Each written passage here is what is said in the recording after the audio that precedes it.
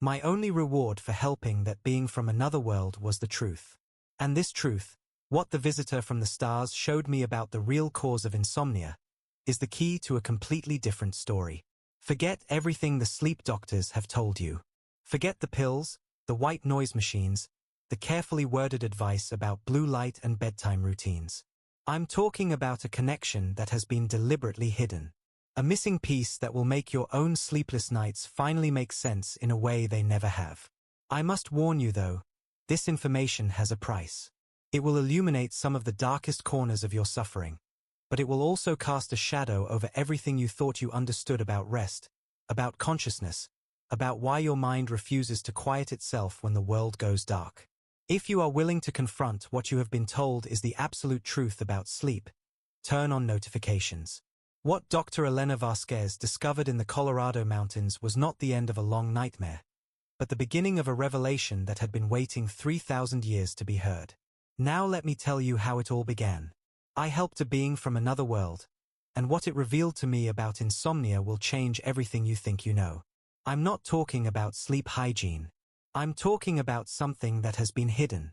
Something that, once you understand it, will make your restless nights make sense in a way they never have before. But I must warn you, what you'll discover may be disturbing. It may challenge everything you've been taught about consciousness, about the mind, about why human beings suffer in the dark.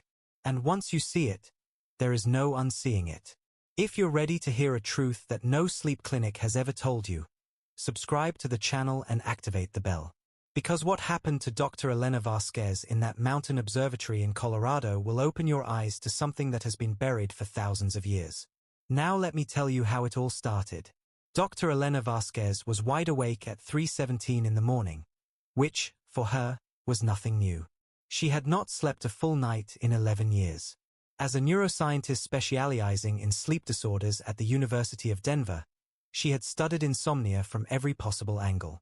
She had read every paper, tested every protocol, conducted her own clinical trials, and still, the moment she lay down in her own bed, her mind ignited like a city that refused to turn off its lights.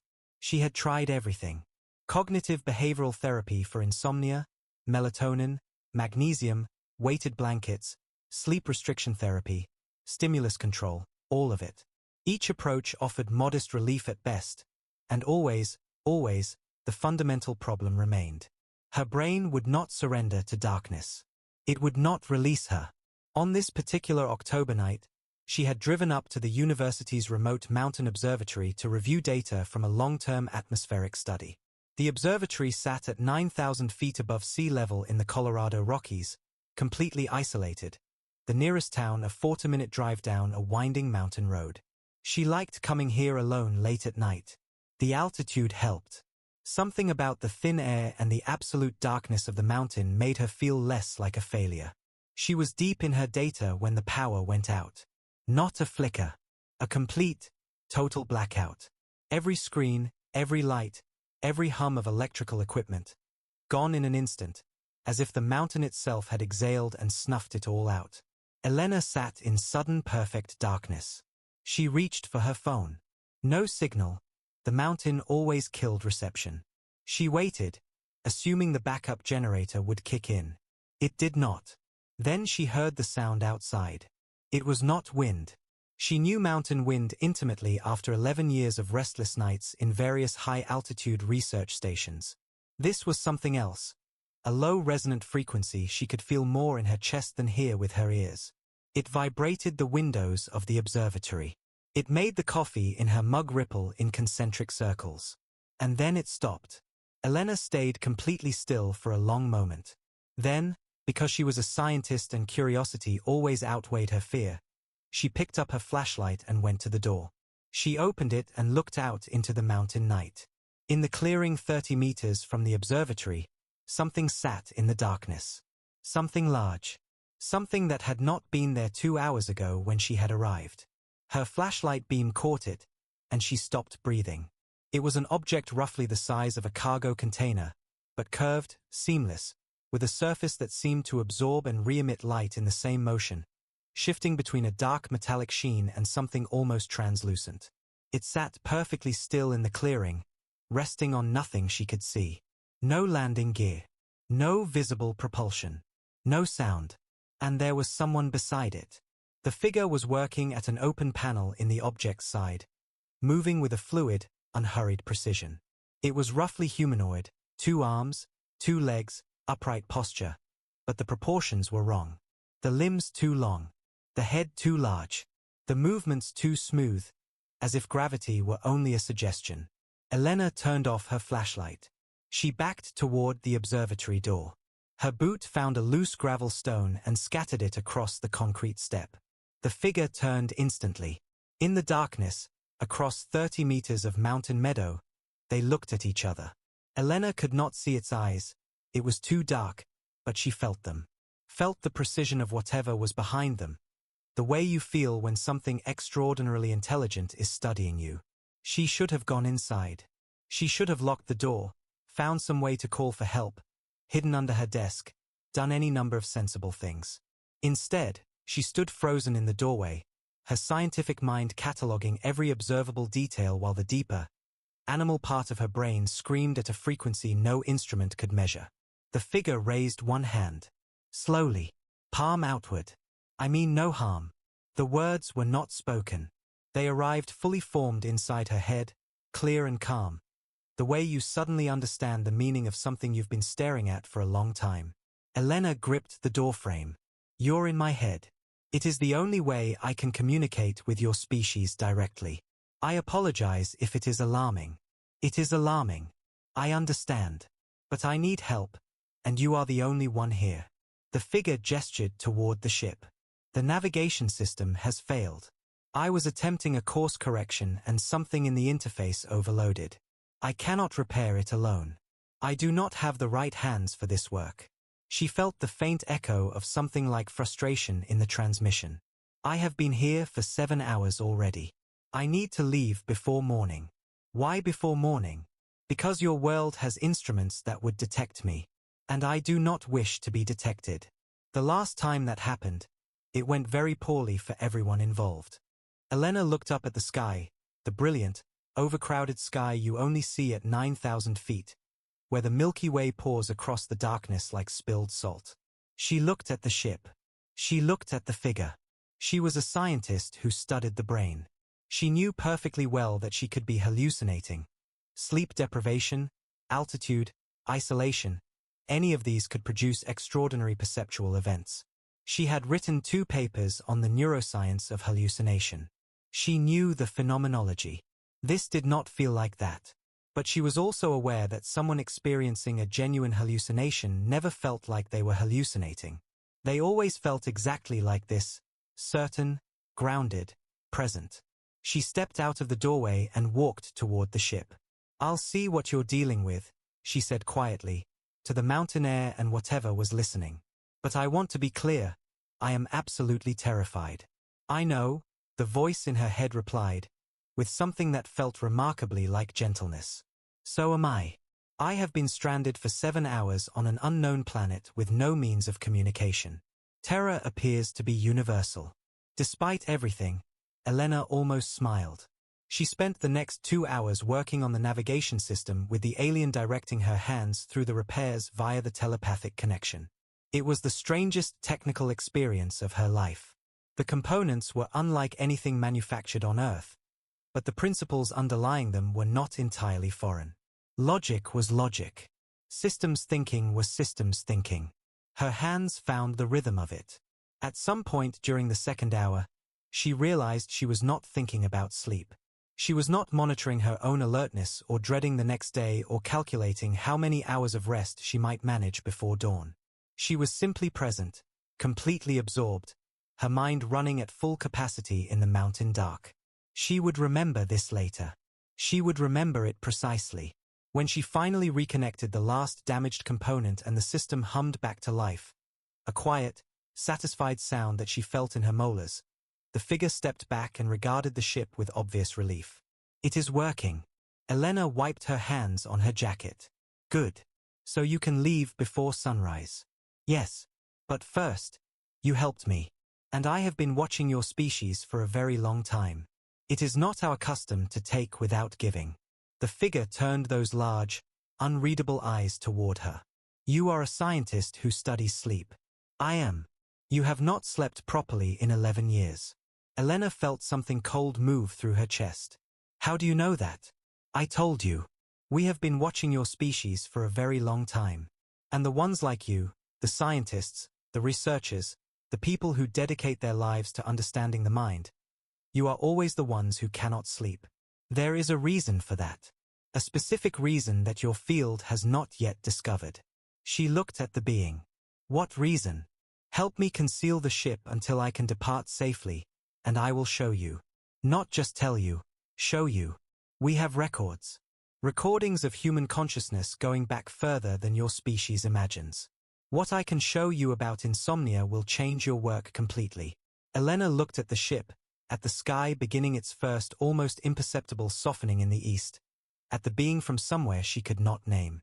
Show me where to pull it, she said.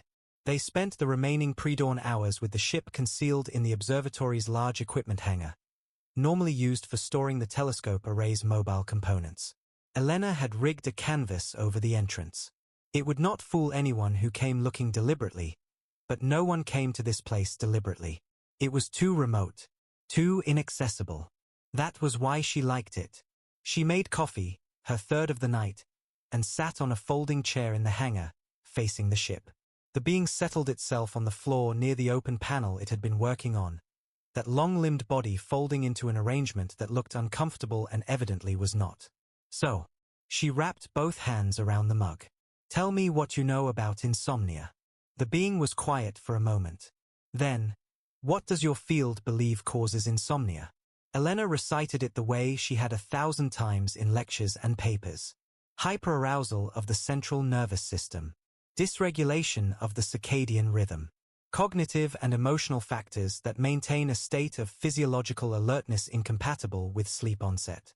In plain language, the brain gets stuck in a state of readiness. It cannot downshift. Correct. And what does your field believe causes this hyperarousal?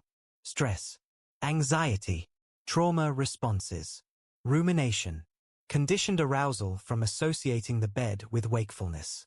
Genetic predisposition in some cases. Also correct. These are all real factors. The being paused. But they are effects, not the cause. They describe the mechanism of the problem, not its origin. Your field has been studying the downstream consequences of insomnia for decades while the fundamental source remains completely unexamined. Elena leaned forward. What is the source? The being placed one long hand on the ship's surface, and the air in the center of the hangar shifted. Not dramatically, just a subtle distortion, like heat shimmer, and then there was an image floating in the space before her. Three-dimensional, detailed, more vivid than any hologram she had seen. It showed a human brain in cross-section, softly illuminated, pulsing with gentle rhythmic light. This is a sleeping brain, the being said. A healthy one. Do you see the wave pattern? She saw it. The smooth, rolling slow waves of deep non-REM sleep sweeping across the cortex in long, synchronized tides. Yes, delta waves. Stage 3 sleep. Now look at this. The image shifted. Here was another brain, and the wave pattern was completely different. Fragmented. Irregular. The smooth rolling tides replaced by a choppy, discordant pattern, high-frequency activity spiking through what should have been quiet tissue. This is an insomniac brain attempting to sleep. Elena stared at it. This is what I see in my own patients. Yes. Now, here is the question your field never asks. The being touched the image, and it zoomed outward, pulling back until the brain was visible in a much larger context, surrounded by a kind of field or aura she had no technical name for. Why is the insomniac brain still running that high-frequency pattern? What is it doing? It's in a state of vigilance. Scanning for threat. It never received the signal that it's safe to stop. Close. Very close. But the word threat is too narrow. The being's long fingers traced the agitated pattern. Your nervous system does not only scan for physical threat. It scans for unresolved information. Incomplete cognitive loops. Questions that have no answer. Problems that are still open. Things that were experienced but not processed. Your brain stays awake because it is trying to finish something. Elena sat with that for a moment. That's not new, she said carefully. Rumination is a well-documented component of insomnia. Rumination is the symptom. I am describing the mechanism underneath it. The being looked at her directly. Your species has a unique cognitive architecture. You are self-reflective in a way that most conscious life forms are not. You can hold a representation of yourself in your mind and observe it. You can imagine the future and remember the past simultaneously. You can feel grief for things that have not yet happened. This is extraordinary. It is also the precise reason your species loses more sleep than almost any other we have observed. Elena was very still. We observed. How long have you been watching? The image around the brain expanded further, pulling back until she was looking at what appeared to be the sweep of human civilization from a great height. Cities rising and falling, populations moving across continents. A long time, the being said. Long enough to have seen this problem develop in parallel with your cognitive evolution. As your species became more capable of complex self-reflection, the incidence of sleeplessness increased proportionally. It is not a coincidence. It is cause and effect. Elena set down her coffee. So you're saying insomnia is a byproduct of human consciousness itself? Not a byproduct. A signal. The being held up one long finger. There is a difference. A byproduct is waste. Meaningless output. A signal carries information. Your insomnia is information. It is your consciousness telling you, in the only language the body understands, that something is unresolved. That something has been seen but not integrated. Felt but not processed. Known but not accepted. Elena thought about her own 11 years of sleepless nights. She thought about what had been unresolved in her life when it started. She did not have to think long.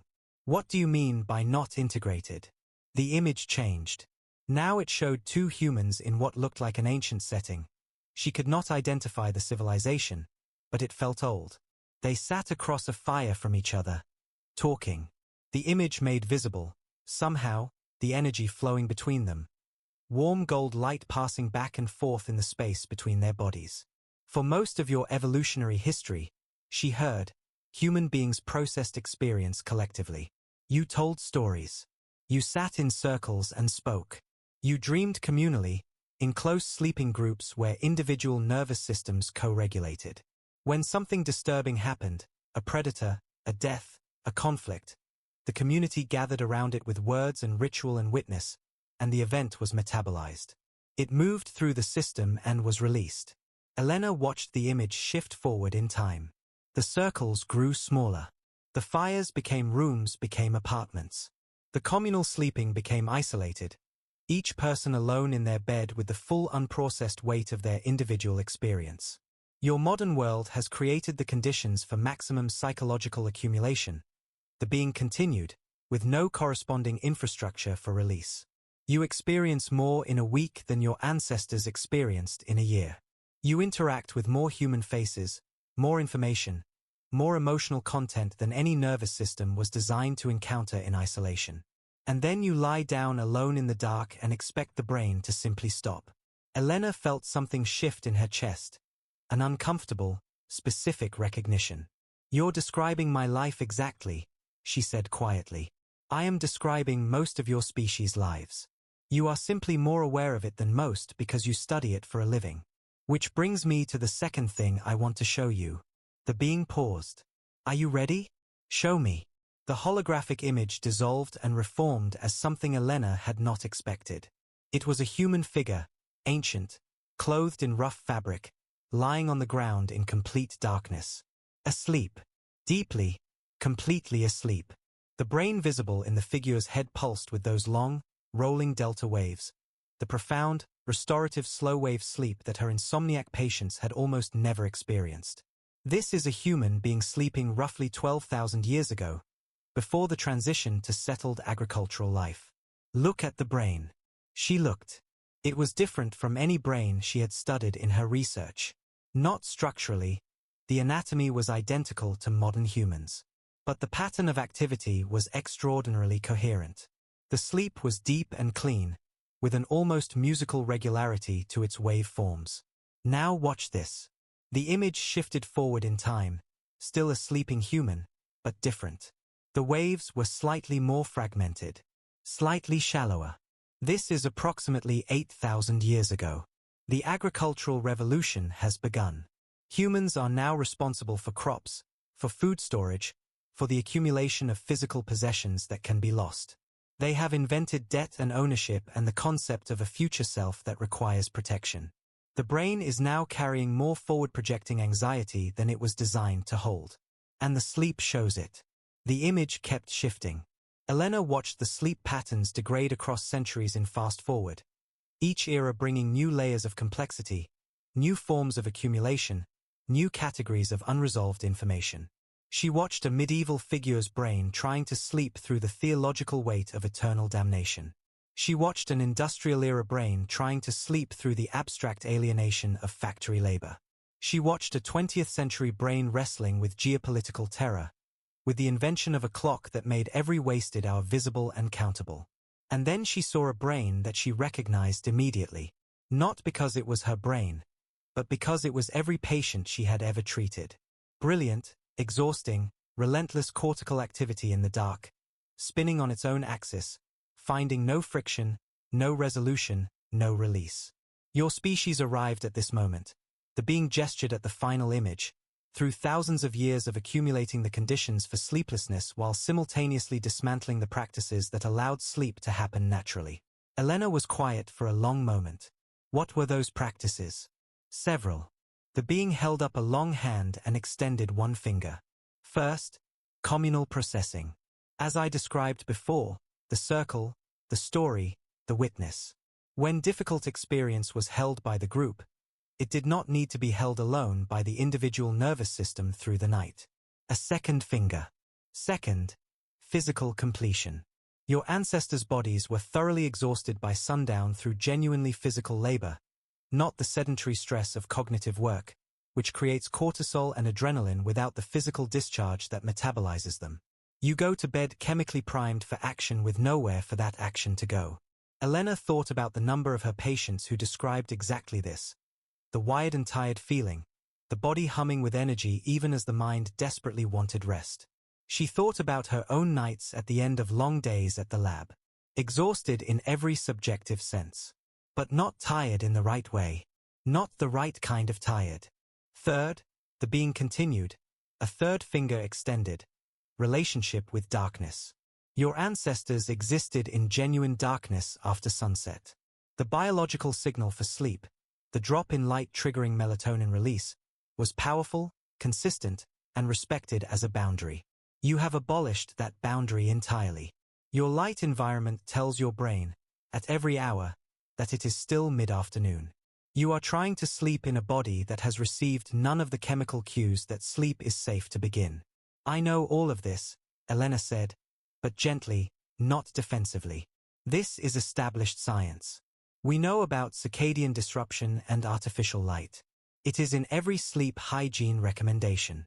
Yes, and it helps some people modestly, because it addresses one tributary of the problem. The being looked at her steadily. But the source, the deep source, is something different. Something your field does not yet have the language for. The fourth and most important lost practice. She leaned forward. What is it? The image in the air changed one more time. This was different from anything it had shown her before. It was a human figure lying down, but instead of darkness she expected to see around a sleeping person, the figure was surrounded by what she could only describe as connectivity. Fine threads of luminous gold extending outward from the body in every direction, some disappearing into the earth below, some rising up into the space above, some extending horizontally in all directions as if reaching towards something not visible in the frame. Elena stared at it. What am I looking at? This is what a sleeping human looks like at the level of conscious field, the being said.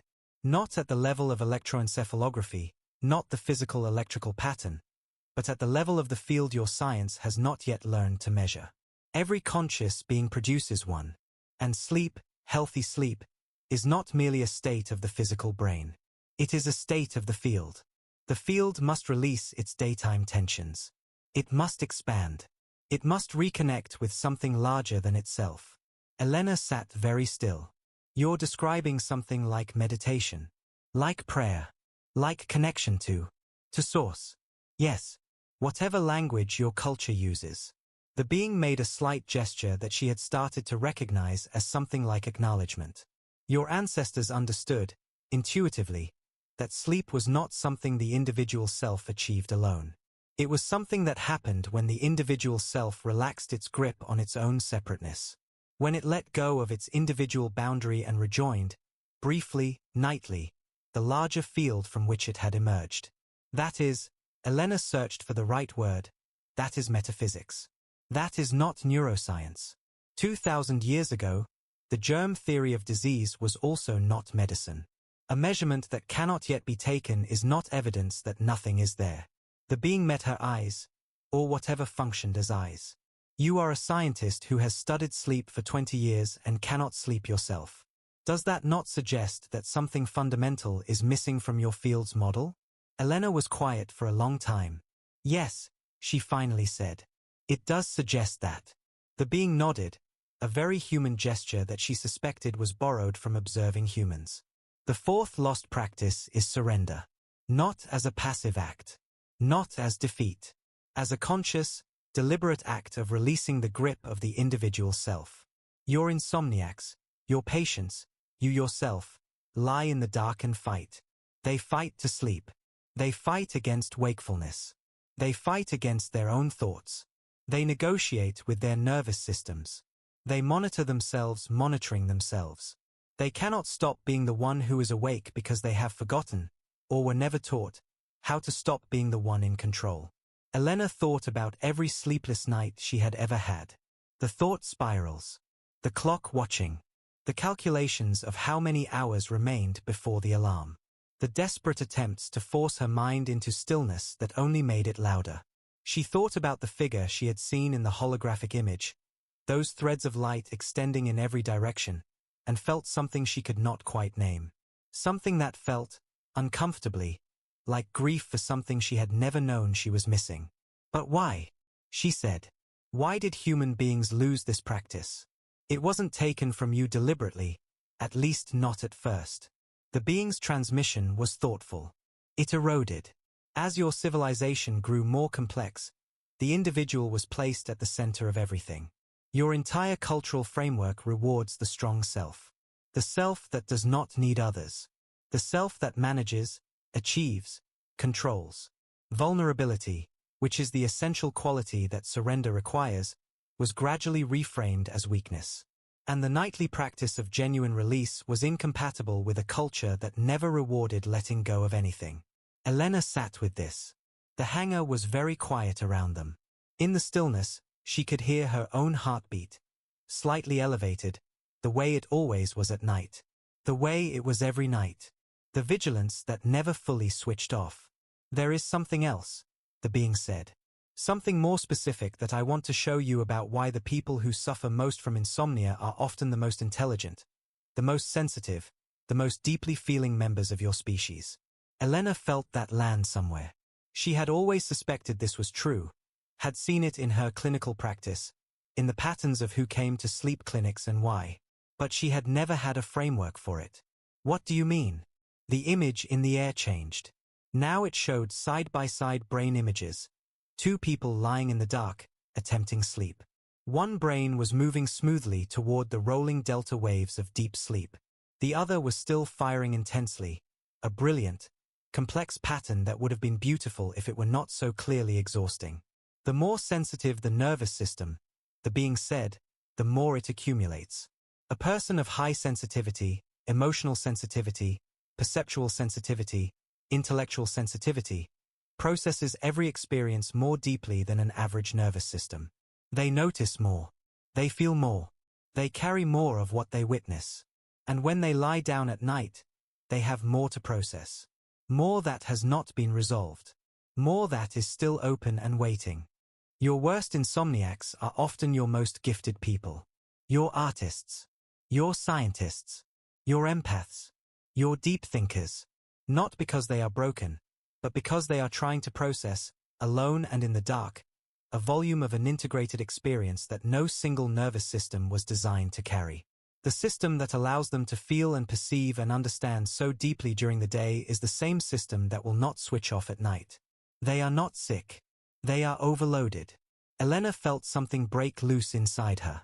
She thought of herself at 28, the year the insomnia started, the year her mother had died suddenly, and she had thrown herself into research with a focus that frightened her colleagues, and had said she was fine, she was coping well, and had never cried, not once, and had begun lying awake at 3 in the morning unable to explain why her mind would not stop. She thought of her patients. The ones who described their minds as relentless engines that never quite turned off. The ones who said they felt everything too much, thought too hard, couldn't stop their brains from processing. The ones who had been told, by well-meaning doctors and partners and therapists, to just relax. Just let it go. Just stop thinking. As if it were that simple. As if the most deeply feeling people had not already tried that 10,000 times and found the instruction to be as useful as telling someone to simply stop bleeding. You are not asking these people to think less, Elena said slowly. You're saying they need a container for everything they've accumulated. Yes. The being's transmission was warm with recognition. Exactly that. Not suppression. Not less feeling. A container. A practice. A way of setting down what they have been carrying before they lie down in the dark. The practice of conscious release is not about having fewer feelings or less intelligence. It is about having a place to put them temporarily. A vessel large enough to hold what the day has brought. And that vessel, historically, was always relational. Communal. Connected. It was the group, the ritual, the story told by the fire. It was the practice of being witnessed. Tell me what my patients need to understand, Elena said. Practically. What do I bring back from this mountain? The being moved to a different position, that fluid rearrangement of long limbs.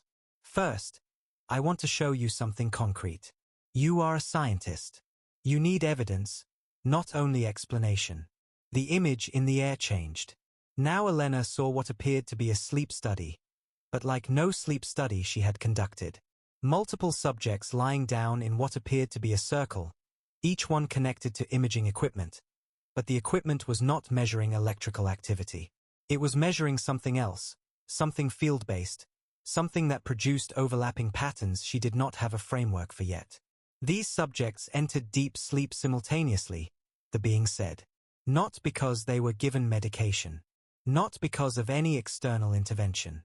Because they had been taught, over 6 weeks, the fourth practice. The art of conscious surrender. Look at their field patterns. Elena stared at the overlapping luminous shapes surrounding the sleeping bodies. They were not separate.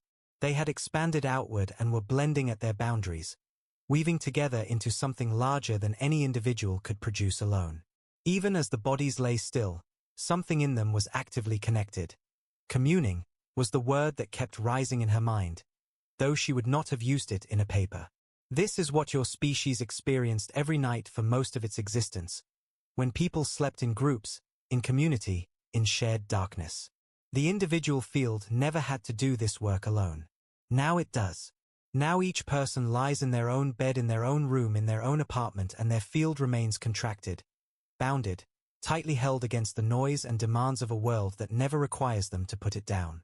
Elena thought about her own apartment, her own bedroom, the carefully calibrated darkness, the white noise machine, the blackout curtains, the cooling mattress pad, all of it a technical solution to a problem that technology could not actually solve. What does the fourth practice look like in practical terms? She asked. What does someone actually do? The being's transmission carried something she had begun to recognize as patience. It is not a technique, the being said carefully. This is important to understand first. Your culture approaches everything as a technique, a thing to be performed correctly, an optimization to be achieved. And this orientation, this grasping, optimizing posture, is the exact opposite of what the practice requires. Then what is it? It is a recognition. The being paused. When you lie down, you are not trying to accomplish sleep. You are not trying to quiet your mind. You are not trying to achieve anything. You are recognizing that the self who has been managing and controlling and monitoring all day is allowed, now, to stop. The threads of connection that your field extends outward all day in the act of navigating the world can now release their tension. The boundary between you and not you can soften. You are not dissolving. You are returning. Briefly, nightly, returning to the larger thing from which individual consciousness emerges each morning. Elena held very still. It sounds like the beginning of dying. Your culture has made death into the ultimate enemy and sleep into the minor inconvenience. The being paused. But your ancestors knew that each night of sleep was a practice for the larger release. Not with dread. With trust. Because what they returned to in sleep was not annihilation. It was origin. Rest in the deepest sense. Not the absence of wakefulness but the presence of something older and quieter than either state. Elena felt something she had not felt in 11 years. A loosening in her chest. Not dramatic, nothing so large. Just the faint suggestion of a door opening somewhere inside a building she had assumed was solid wall all the way through. I have something else to show you, the being said. About you specifically. Elena braced. About me? The image shifted. Now she was looking at herself, a holographic version, startlingly accurate, lying in her apartment bedroom in the dark. She recognized the room, the particular darkness of it, the position she always assumed, on her side, knees slightly bent, as if perpetually on the edge of motion. And she could see what the being had been describing. The field around her body was contracted, pulled in tight, like someone braced against cold wind. Even in the dark, even lying still, the field was dense with activity. Swirling. Internal. Turned back upon itself. See how your field is oriented, the being said. It is not reaching outward. It is folded inward. You are, even in the dark, alone in your own apartment, still holding yourself together. Still performing the act of being Dr. Elena Vasquez. Still maintaining the boundaries of that self with the same effort you use during the day. Elena watched herself in the image and felt something uncomfortable move through her. It was recognizable. It was exactly what 11 years of sleepless nights felt like from the inside. You cannot sleep because you cannot stop being you, the being said, with a gentleness that made the words hurt less than they should have. Not because you are broken. Not because your brain is defective. Because no one ever showed you how. And because the world you live in provides no space, no permission, no practice for the act of daily self-release. Elena looked at her contracted, self-contained field in the image and felt, finally, for the first time in years, not frustration or clinical detachment, but something that might have been compassion. For herself. For her patients. For a species that had built the most complex civilization in observable history and forgotten, in the process, how to rest.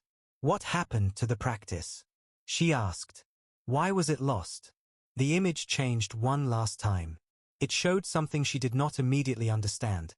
A figure, very old, dressed in a kind of authority she recognized as religious, standing before a group of people lying down to sleep. And the figure was telling them something.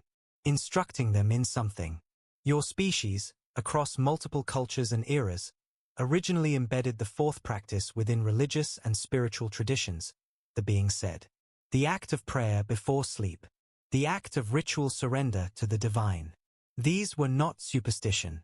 They were technology, psychophysiological technology for achieving the field state necessary for genuine rest.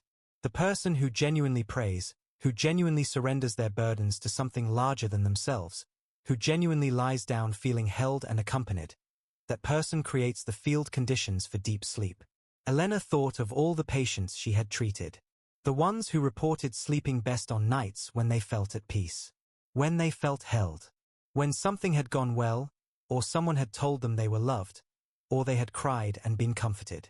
She had always noted these correlations in her data without fully understanding the mechanism. Now the mechanism was visible to her, and it was simpler and more profound than anything she had published. Over time, the being continued, as the practice became formalized, institutionalized, and finally disconnected from genuine experience, it lost its physiological power. People went through the motions of prayer without the actual surrender. The religious observance remained, but the neurological mechanism underneath it, the genuine release of self, the genuine expansion of field, had been replaced with performance. And eventually, the performance became associated with obligation rather than rest, and millions of people abandoned even that, leaving them with no technology at all for the most essential act of daily life.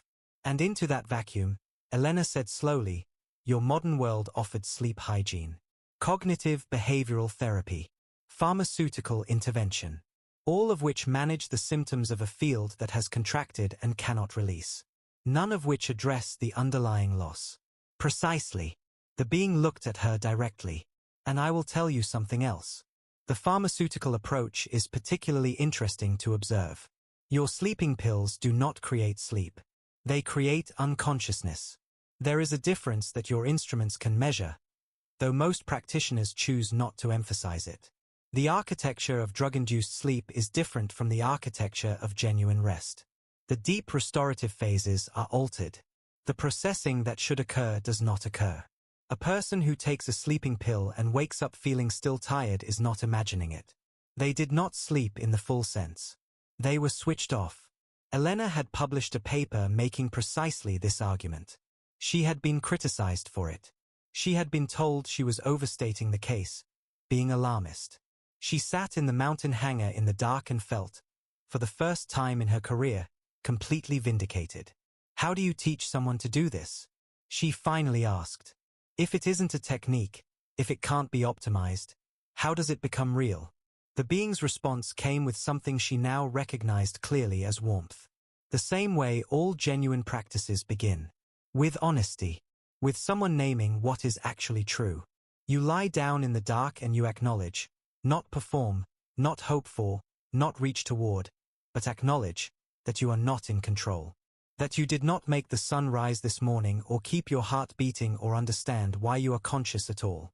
That beneath all the managing and achieving and monitoring, there is something in you that is already still, already quiet, already connected, and you rest in that recognition. Not as a technique, as a truth. The being paused. You begin by lying down and saying, honestly, I do not know how to do this. I have been trying for years and it has not worked. I am willing to stop trying. I am willing to simply be here and let whatever is supposed to happen, happen. That is not weakness. That is the beginning of the practice. Elena sat with this for a long moment. It sounds so simple. The hardest things always do. The being stood, that fluid unfolding of long limbs. The ship was glowing more softly now, the navigation system steady and secure. I need to prepare for departure. Elena stood as well. She felt strange. Not frightened anymore. She had stopped being frightened somewhere in the second hour of the conversation. Something else. She felt the way she felt after a very long run, which she had not taken in years. Emptied of the usual contents. Open. Raw around the edges in a way that was almost pleasant. Before you go, she said, can you show me one more thing? The being waited. Show me what it looks like when it works. When someone has learned this practice. What does their sleep look like? The hologram reappeared one final time. It was the simplest image it had shown her yet. A human figure lying in darkness. Perfectly still. And the field around the body was enormous. Expanded far beyond the limits of the bed, of the room. Rippling outward in long slow waves that matched, almost exactly, the delta waves she knew from her own research. The boundary between the figure and the surrounding darkness was not sharp. It was permeable. Soft. The person was not in darkness. The person was in connection.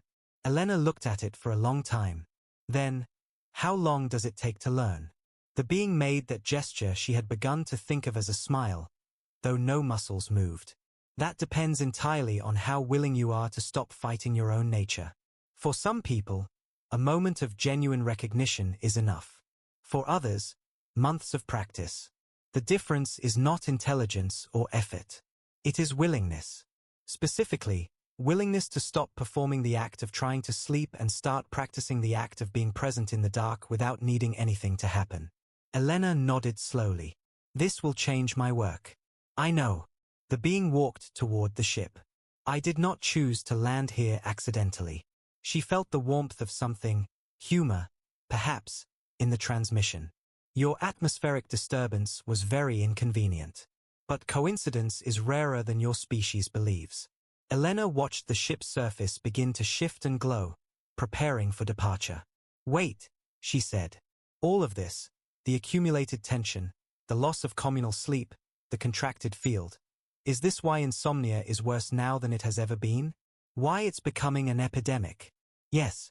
The being paused at the ship's entrance, that seamless opening that appeared and ceased to exist.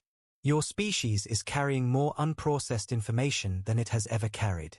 More accumulated experience that has not been witnessed, shared, or released. More forward-projecting anxiety about futures you cannot control. More backward-reaching grief for the past. More chronic physiological alertness generated by a technological environment that was designed to capture your attention, not to release it. And more isolation. Each person more alone with their unsurrendered self than at any previous point in human history. There was a silence. Then, what can I do with this? Elena asked. Practically. As a researcher. As someone who treats people. Tell the truth, the being said simply. The truth that your field has been treating the symptom while the source goes unnamed.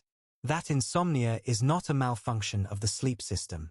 It is the correct functioning of a consciousness that has lost its nightly practice of coming home to itself. That the treatment is not more technique. It is less performing and more being. It is the willingness to lie in the dark and belong to something larger than the individual self, even if only for the duration of a breath. The ship began to hum. That deep frequency she had felt in her chest when she first came outside. The opening of the ship was closing. In the last moment before it sealed. Will you remember this in the morning? Elena called. The response came from inside her head, already at the edge of audible. I will remember it for a very long time, Dr. Vasquez. Whether you do is entirely up to you. And the ship rose. Silently, impossibly, with no visible mechanism for what it was doing. It hovered for a moment in the dark space of the hangar, and then it was gone. Not through the ceiling, not through the door, simply gone. As if it had found a gap between one moment and the next and slipped through it. Elena stood alone in the hangar. The first pale gray light of dawn was beginning to show through the gaps in the canvas. Somewhere outside, a single bird began to call. She realized her hands were shaking. She also realized she was not thinking about sleep. She had not been thinking about sleep for the past 5 hours. She had been completely, thoroughly present. She walked outside and sat on the observatory's concrete step and watched the mountains emerge from darkness into the first possibility of light. And she thought about the field around her body and whether she could feel it. She thought about contracted versus expanded. She thought about the practice of surrender. She thought about all the people she knew who could not sleep.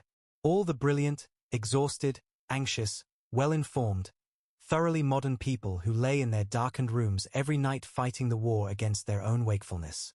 People who had tried everything. People who felt betrayed by their own brains. People like her. She took a very slow breath. And in the exhale, she did something she had not done in 11 years. She stopped trying. Not permanently. Not dramatically. Just for the duration of one breath, she let go of the act of managing herself. She let the boundary soften. She let the field, if there was such a thing, release its tension. It lasted perhaps 4 seconds. Then her analytical mind reasserted itself and began immediately to catalogue and assess what had just happened. But in those 4 seconds, she had felt something she recognized from a very long time ago. From childhood. From before she knew what sleeplessness was. A quality of rest that was not sleep. A feeling of being held by something that required nothing from her. That did not need her to perform or understand or achieve. That was already there. She sat on the step until the sun cleared the mountain and the sky went from gray to gold. She had not slept. But for the first time in 11 years, she felt rested. 3 months later, Dr. Elena Vasquez stood at the front of a conference room at the Sleep Research Society's annual meeting and said something that made several of her colleagues visibly uncomfortable. She said, "We have been treating insomnia as a malfunction. I want to propose that we reconsider the framework entirely." She said, The sleepless brain is not a broken brain. It is an isolated brain. A brain that has lost access to the conditions under which human consciousness was designed to release itself. It is a brain that does not know how to come home. She said, "Our treatments address the mechanism of hyperarousal without addressing the reason for it. The reason is not stress, or anxiety, or poor sleep hygiene, though all of these are contributing factors. The reason is a fundamental loss of the practice of conscious surrender. The practice of allowing the individual self to release, nightly, its grip on its own separateness and rest in something larger." She said, "I know this sounds like metaphysics. It is not. It is neuroscience that we do not yet have the instruments to measure. But the absence of a measurement is not evidence of absence. The most important variables in sleep are the ones we have not yet learned to observe." The room was very quiet. Then a researcher from Stanford raised her hand. "How do you teach this in a clinical context?" And Elena Vasquez said, "You start by telling people the truth. That trying harder is not the answer. That the practice of sleep is not a performance. That the goal is not to achieve stillness but to recognize it. It is already there, underneath everything. Underneath the thoughts and the worry and the monitoring. It was there before the sleeplessness began. It did not go anywhere. You only forgot how to find it. One thought at a time. One breath at a time. One night of being willing to stop fighting and start belonging." What Dr. Elena Vasquez discovered in that mountain hangar in Colorado reveals something you may have suspected in your own sleepless nights, but never had the language to name. Your insomnia is not a malfunction. It is a message. A signal from a consciousness that has accumulated more than it has been allowed to release. That has been isolated from the communal field of human rest. That has been told, in 1,000 subtle ways, that it is alone in the dark with no one to witness it, no larger thing to return to, no permission to stop performing the act of being itself. You are not broken. You are untaught. And the teaching is not more technique. It is one recognition, that beneath the spinning mind, beneath the monitoring and the calculating and the managing, something in you is already still, already connected, already at rest, waiting for the permission to be found. This is not theory. This is a physiological truth that every sleeping child knows and most wakeful adults have forgotten. The practice of conscious surrender, of genuinely releasing the grip of individual self into something larger, is not mysticism.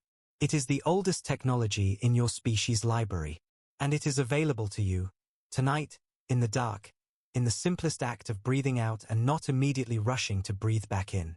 And because I know that many of you want to go deeper, that you are ready for practical guidance, real tools, concrete steps for beginning this practice in your own life, I am developing a comprehensive guide dedicated to this work. Not sleep hygiene tips. A genuine exploration of the fourth practice, the art of nightly return. If you want to know when it is available, leave a comment below, and the link will be pinned when it is ready. So I ask you, what will you do with this information? Will you set it aside because it asks more of you than a technique? Or will you try, tonight, just once, to stop performing sleep and start being in the dark? Tell me in the comments. Tell me if any part of this resonated, if you recognize, in your own nights, the contracted self that will not release. If you feel the exhaustion of years of fighting your own wakefulness. If you are ready to find what has been there all along. And if you want more stories like this, stories that go beneath the surface of what you have been taught and find the deeper truth underneath, subscribe to the channel and activate the bell. Because Dr. Elena Vasquez is not the only one who has received this kind of knowledge in an unexpected place at an unexpected hour. There are more stories, more revelations, more truths that have been waiting for someone to be awake enough to receive them. And you deserve to know.